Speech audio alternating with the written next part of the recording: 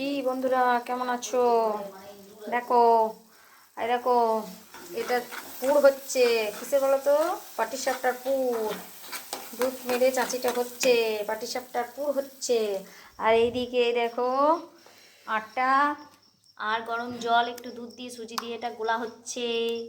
ঠিক আছে, এবার পাটিসাপটা হবে। দেখুন, এই যে হচ্ছে পাটিসাপটা। এবার এটা পুর দেওয়া হচ্ছে।